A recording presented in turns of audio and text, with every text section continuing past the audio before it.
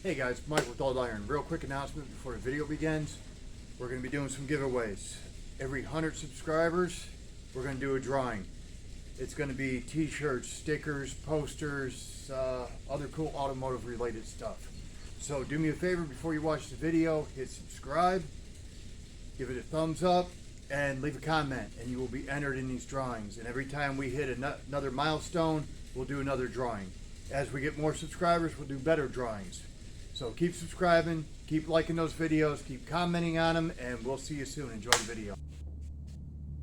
Hey guys, Mike with Old Iron. It's almost ready for high build primer. This side's got a little bit more work that needs to be done on it. The other side's pretty close. Hoping in the next couple of days I'll have it in high build. And then it's just another step in the process. But I'm not going to do a walk around on the truck today. What we're going to do is I'm going to show you some of the stuff I'm using in case you decide to do a project like this or, any type of body work. Some of the stuff you don't necessarily need, but I'm gonna try to be as thorough as possible, and I'll also leave links in the description below so you can find everything that I'm showing you, or at least something very similar to it. So let me get you off of here and we'll get to it. Alright guys, I got everything kind of piled up here on the tailgate. Right now it's really the only place I have to show you what's going on. Now first, right off the bat, everything's dusty, okay? But right off the bat, you want a good respirator. These are basically for sanding Bondo and grinding, sanding the paint, what have you. Spraying, you want the canisters, okay? And then it has a little sub filter in here too that I need to change. But these just clip, they got a bayonet clip on them, and they just twist and pull. You want some rubber gloves, alright, whatever. Once you got bare metal, you really don't want to touch it. And a lot of these chemicals, you really don't want on your hands. So make sure you get a box of rubber gloves. Now, sanders. You've got different sanders for different stages. And you want an angle grinder. Now, and you want a good pair of gloves too. Now, the angle grinders, I just get the cheap Harbor Freight ones. You catch them on sale for like 10 bucks or something comparable. And I go through so many of them, it doesn't matter if it's a name brand or if it's a cheap brand. They last me about the same, so I'd rather pay 10 bucks for one than 100 bucks for one, just common sense. Yeah, I've got nicer ones that I don't use the way I use those. So that's for totally different, work. Now, grinding discs, flat discs, you're going to go through a lot of them. All right, 3640 grit, 60 and 80 grit is what I usually use. I think I got a few 120s in the box.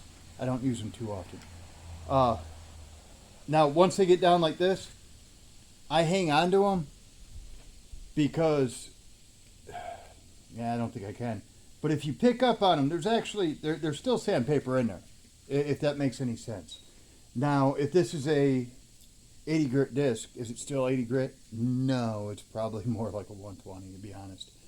But I throw them in the bottom drawer of the toolbox, and I'll grab them if I need to clean something up real quick, or just get some flash rust off of something, or what have you. I grab one of these first before I grab a new one, but I always have plenty of new ones on hand.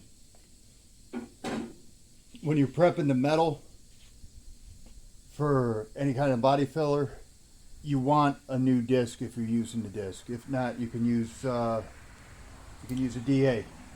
All right, same thing. 40 grit. And you want to scratch up that area. You need that mechanical bond. So DAs, air compressor, they really come in handy. Do you definitely need them?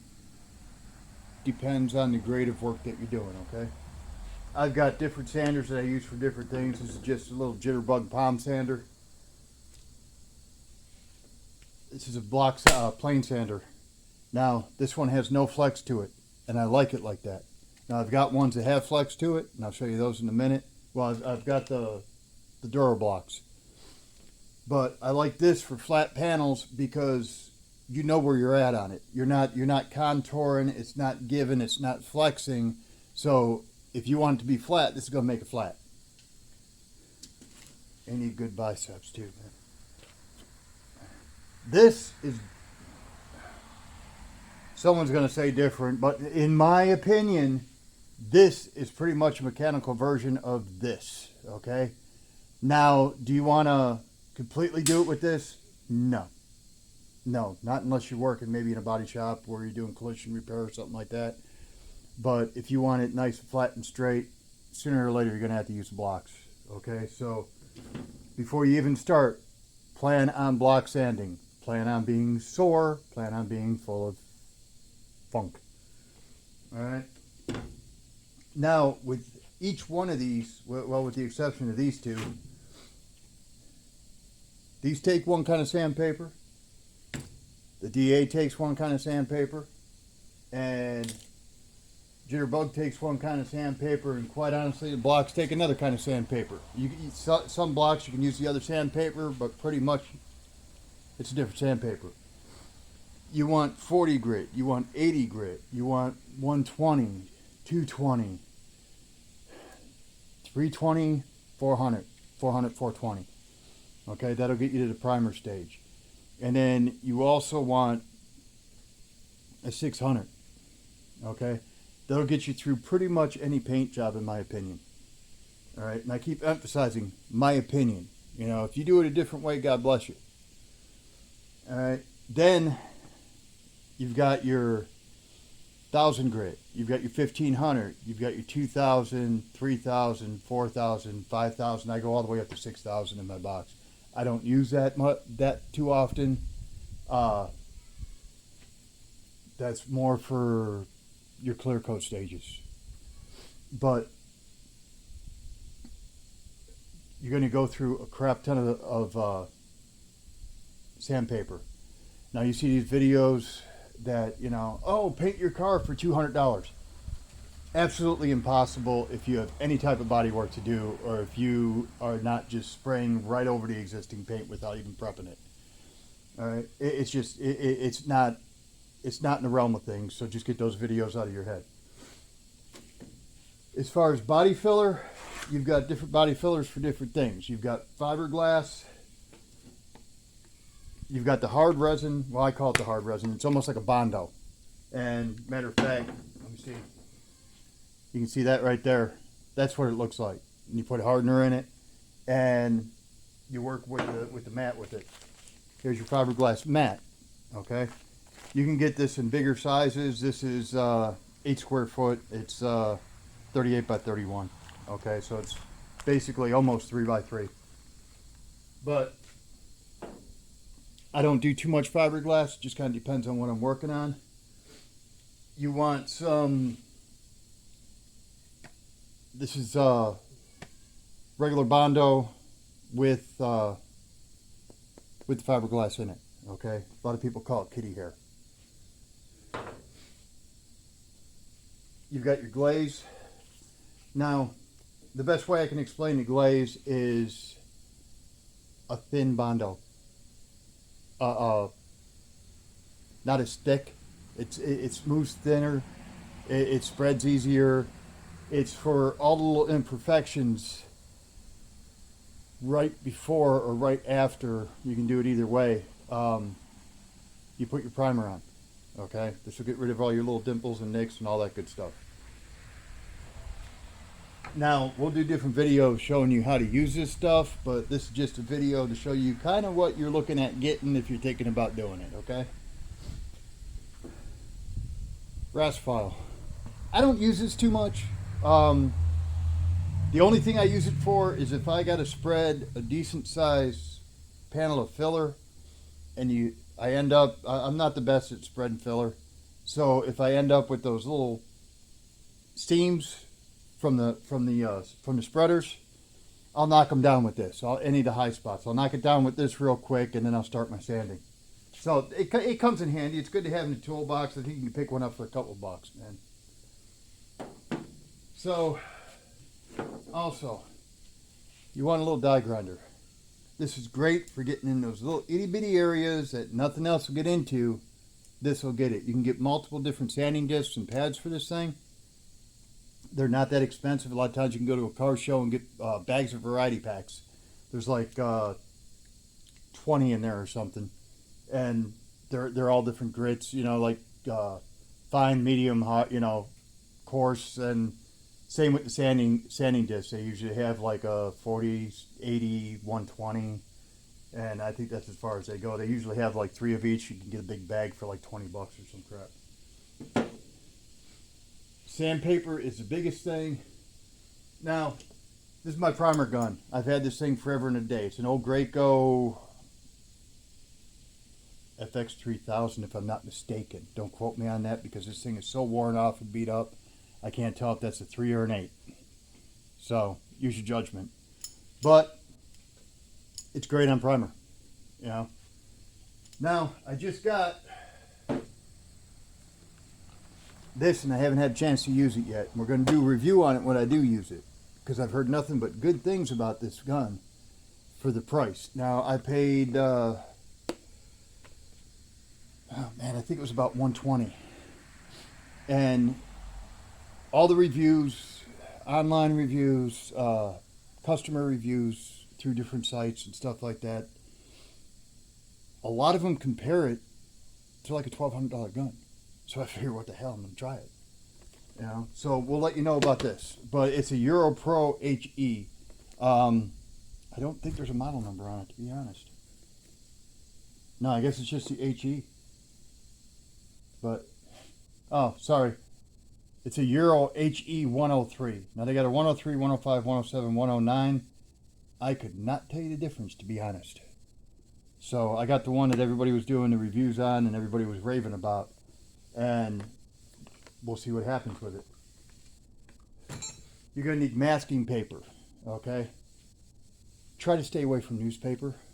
A lot of times in newspaper, the ink will bleed, and that's a headache that you just don't need.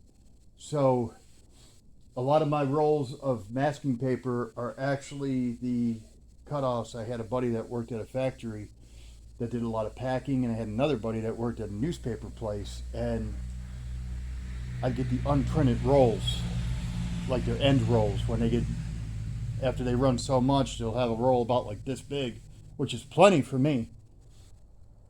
And they'd throw them out, so he'd grab them and give them to me. Well, he passed away, so I don't get them anymore, but I still got a pretty good stockpile.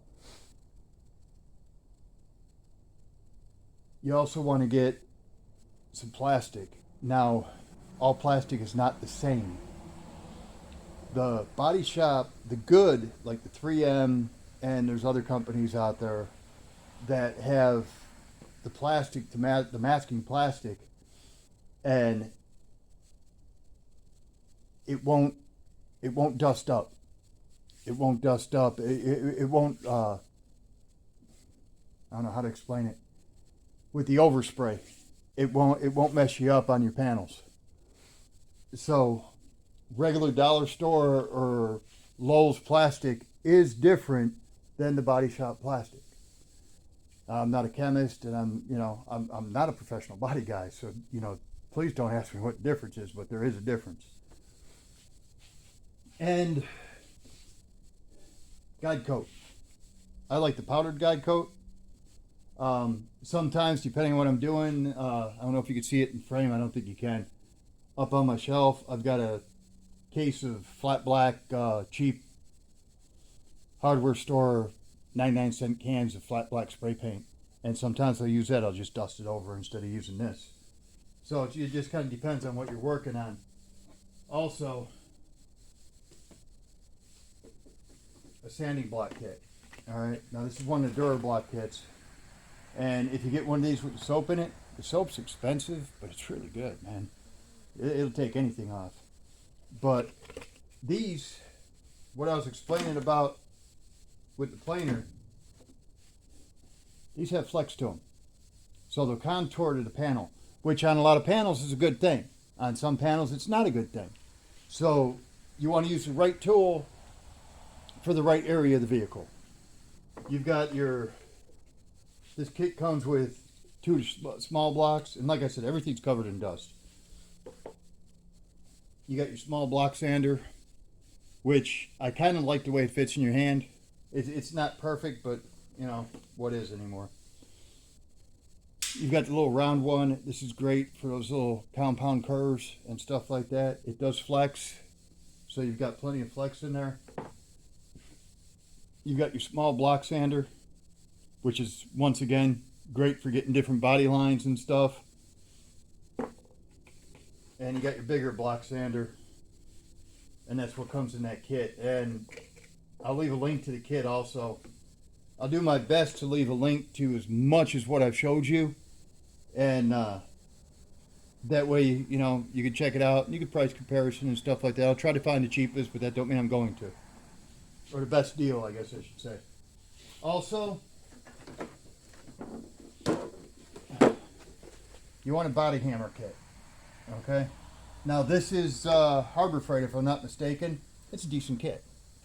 I'm not overly impressed with the dollies themselves, but the hammers work great. The dollies work great too, but they're constantly flashing no matter what I do. So you got to make sure you clean them every time you use them. And like I said, I'm not a body guy, so quite honestly, I don't know if the better ones flash too. But it's just a little tweak that I don't like. And that'll get you started. And that should get your body work done, and that should get you into primer. Now I'm going to do a video on different primers and what they're used for. You got your epoxy primers, you got your high build primers, you got your sealer primer, which is basically just your epoxy primer. And when to use them, when not to use them, stuff like that. So keep an eye out for that video. It'll be coming relatively soon. And then we'll get into the paint ordeal of it.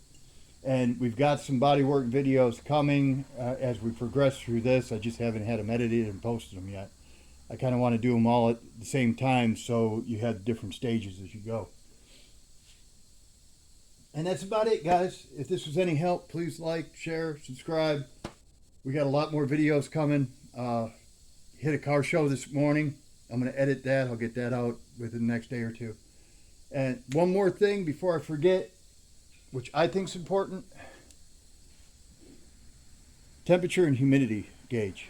All right, I've got two. I've got this one, which this one right now is actually sits on the roof of this vehicle as I'm working on it.